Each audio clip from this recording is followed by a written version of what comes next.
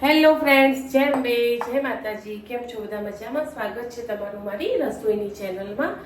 આજે આપણે બનાવીશું જુવારની સેવ, પણ એ બી મેથી ફ્લેવરવાળી બનાવીશું. લીલી મેથી છે, જેને મેથી ખાવી હોય અને ના ખાઈ શકતા હોય, ટેસ્ટ ના ભાવતો હોય, છોકરાઓને ખવડાવવી હોય તો છોકરાઓ ટેસ્ટ માટે થઈને છોડી દેતા હોય તો આપણે આજે મિક્સરમાં એની પેસ્ટ બનાવીશું અને પછી સેવ બનાવીશું. એ પેસ્ટ તમે ગમે તે લોટમાં મિક્સ કરીને સેવ બનાવી શકો, પણ આજે મેં વિચાર્યું છે કે હું જુવારના લોટમાં બનાવીશ. તો ચલો ત્યાં સ્ટાર્ટ કરીએ આપણે. પણ તો પહેલાં હું એને મેથી તમને બતાવી બી દઉં અને મેથી ધોઈ બી લઉં પહેલાં. ફ્રેન્ડ, આ છે મારા જોડે લીલી મેથી, પ્રોપર મેં મસ્ત સરખી કરીને રાખી છે. જેવો તમને જેટલો જ મેથીનો ટેસ્ટ ભાવે એટલો મેથી લઈ લેવાની.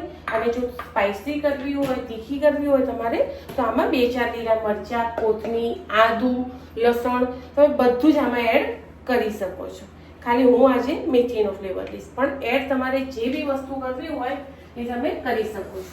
ચોખ્ખી છે, ધોવાની જરૂર નથી, પણ તો બી ધોવી તો પડે એટલે હું એને બરાબર પાણીથી ધોઈ લઈશ. પછી આપણે આગળની પ્રોસેસ કરીશું.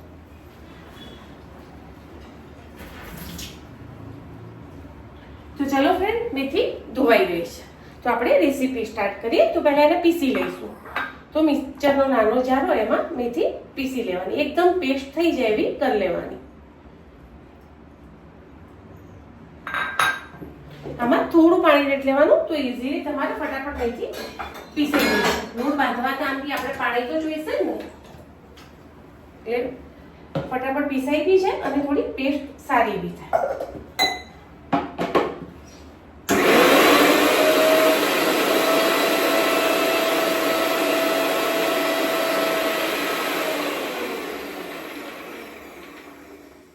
ચલો ત્યારે મેથીની લિક્વિડ પેસ્ટ કો તો બી ચાલે, બહુ જ મસ્ત થઈ ગયું છે. તેને સાઈડમાં મૂકી દઈશું અને હવે આપણે જુવારનો લોટ લઈ લઈએ. 1 વાટકી લીધો છે જુવારનો લોટ. જે રીતે તમારે ક્વોન્ટિટી કરવી વધારે ઓછું કરવું હોય તમે કરી શકો છો. અને જાળી બી તમને જે સેવ ભાવતી હોય, પણ બને ત્યાં સુધી મીડિયમ સાઈઝની સેવ પાડજો. આ બધા લોટમાં બાઇન્ડિંગ નથી આવતું હતું, એટલે તમને જેની સેવ તેલ વધારે ભરાશે એટલે મોટી પાડશો ને એટલું તેલ ઓછું ભરાશે ફ્રેન્ડ. એટલે આવી મીડિયમ સાઈઝની જાળીઓ એ લઈ લેવાની. 1 વાટકી જુવારનો લોટ લીધો છે, તેમાં હું અજમો એડ કરીશ,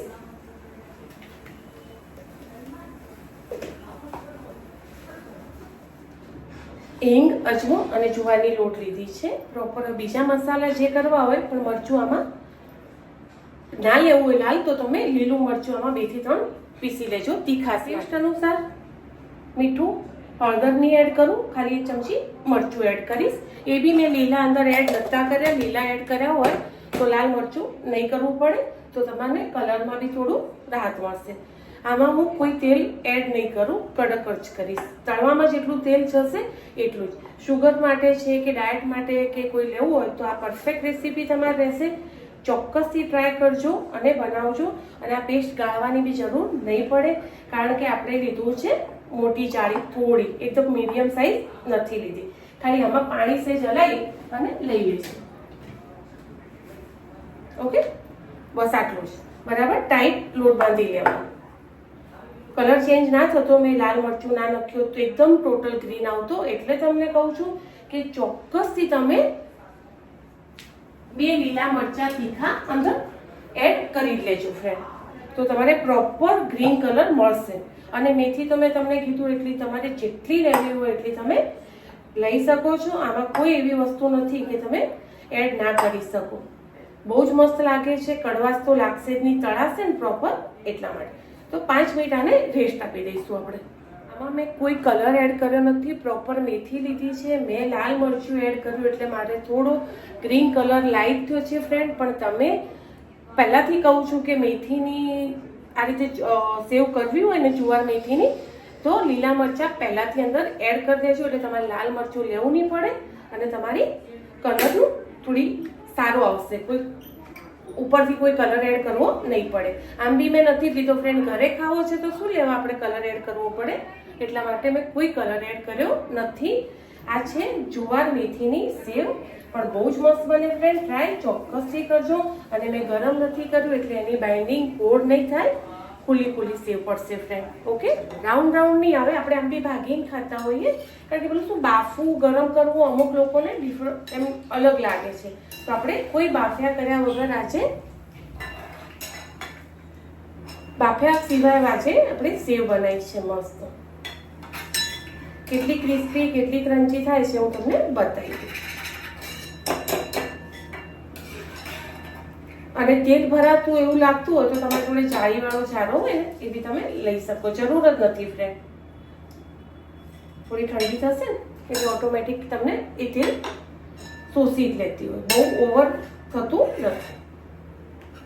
ટીશ્યુ પેપર કેવું રાખશો ને તો એની પોચી પડી જશે, એટલે ટીશ્યુ પેપર કેવું નહીં લાવવાનું.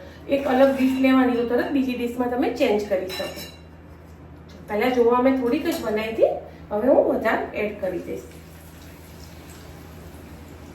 આ રીતે થોડું એના ફીણ થશે, કારણ કે મેથી છે ને એટલા માટે.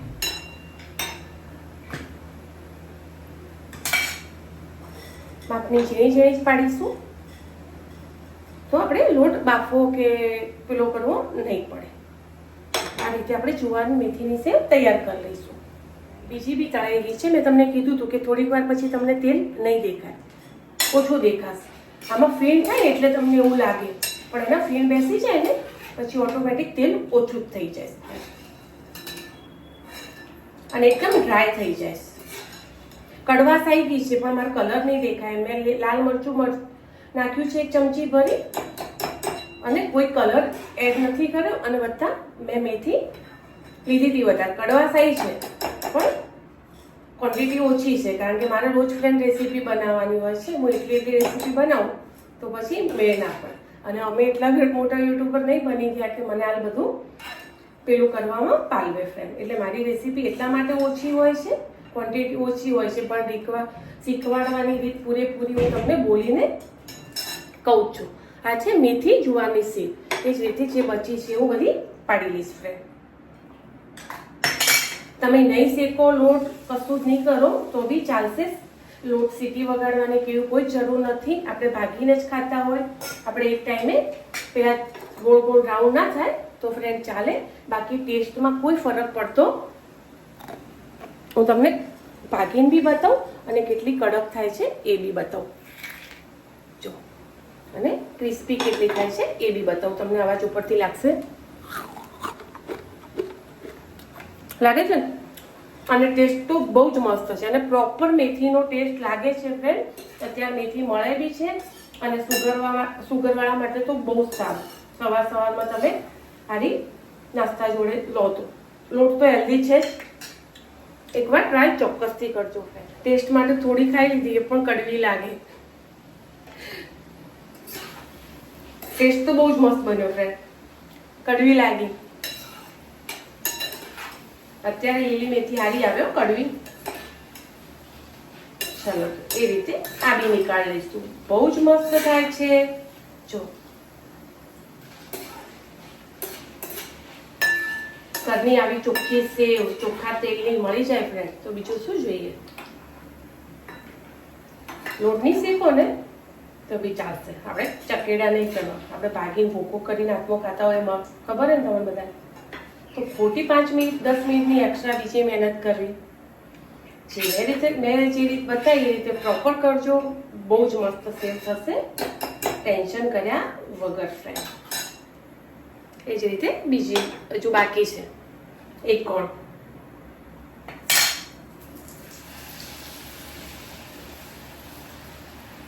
ઇઝી રેસીપી છે.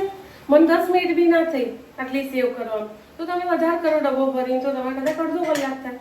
તળવામાં બી વાર નથી થતી. બહુ જ મસ્ત થાય છે.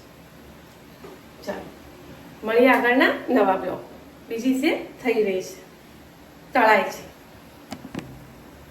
છે અને આ બની ગઈ છે તમારી સામે છે. ખાલી કલર કેમ મારે અલગ થયો, થોડો મરચું લાલ નાખ્યું એટલા માટે ફ્રેન્ડ. ચાલો મળીએ આગળની નવી રેસીપીમાં. લાઈક, કોમેન્ટ, સબસ્ક્રાઈબ કરવાનું ભૂલતા નહીં ફ્રેન્ડ.